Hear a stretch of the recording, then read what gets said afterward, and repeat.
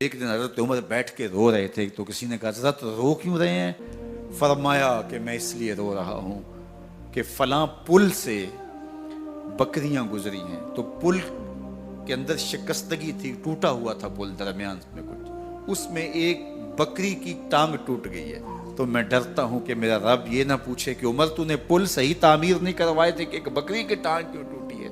یہ ہیں حضرت عمر رضی اللہ تعالی عنہ۔ اللہ اکبر۔ تو اللہ تعالیٰ جل شانہ نے حضرت سیدنا عمر بن خطاب رضی اللہ تعالیٰ عنہ سے جو کام لیا، مختصر دور خلافت کے اندر 10 سال 6 ماہ 4 دن آپ نے خلافت فرمائی ہے، لیکن کہاں سے چلے اور یہاں مکران تک، بلوچستان کا حصہ ہے، یہاں تک آپ کے سلطنت کی حدود وسیع ہوئی، ادھر آرمینیا تک جا پہنچے، حمص فتح کیا، قادسیہ، یرموک۔ آپ ذرا دیکھیے کہ کہاں تک آپ کی فوجوں کے گھوڑے دوڑتے رہے، اور اللہ تعالیٰ جل شانہ نے ان کو جو توانائی، عدل و انصاف کی قوت عطا فرمائی۔ اللہ اکبر۔ جب زمین پہ عدل کیا ہو تو زمین بھی حکم مانتی ہے، اور حضرت عمر وہ تھے جن کا حکم ہوائیں بھی مانتی تھی، زمین بھی مانتی تھی، جن کا حکم جو ہے وہ آگ بھی تسلیم کرتی تھی اور دریا بھی ان کا حکم مانا کرتے تھے۔ مصر کے اندر یہ رسمیں بس جاری تھی کہ سال کے بعد ایک دوشیزہ کو زیورات پہنا کے اچھے لباس میں ملبوس کر کے دریا کی بھیڑ چڑھایا جاتا، اس کی قربانی دی جاتی، اس کا خون بہتا تو دریا چلتا۔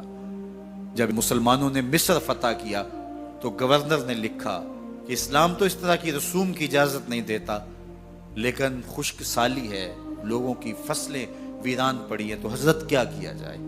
تو حضرت عمر رضی اللہ تعالیٰ عنہ کاغذ کے ٹکڑے پہ لکھتے ہیں، بسم اللہ الرحمن الرحیم۔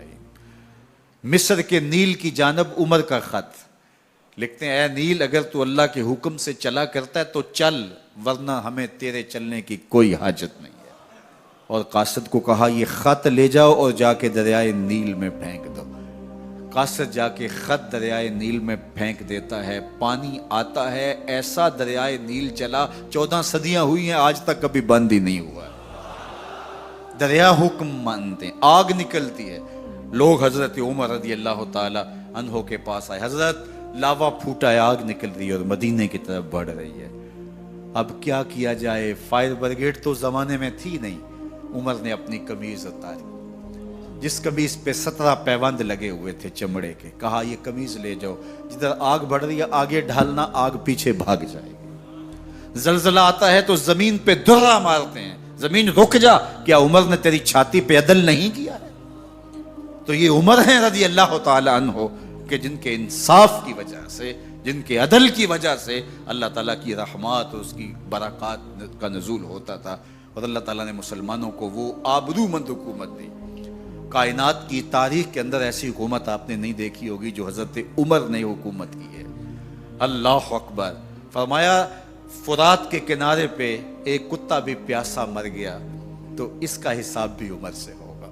باہر سے سفیر آتا ہے اور آ کے پوچھتا ہے کہ میں امیر المومنین کے، مسلمانوں کے حکمران کے محل میں جانا ہے، تو وہ مسکرا کے کہتے ہیں ہمارے امیر کا تو کوئی محل نہیں ہے۔ کہا کہاں ہے تمہارا امیر؟ کہا مسجد نبوی میں ہوگا یا بیت المال کی اونٹوں کی دیکھ بھال میں لگا ہوگا۔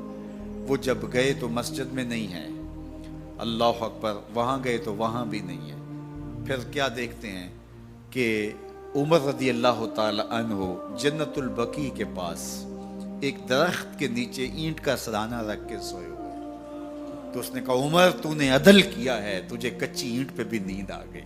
ہمارے حکمرانوں نے انصاف نہیں کیا اور وہ بند اور محفوظ کمروں کے اندر بھی سکون اور چین کی نیند نہیں سو سکتے۔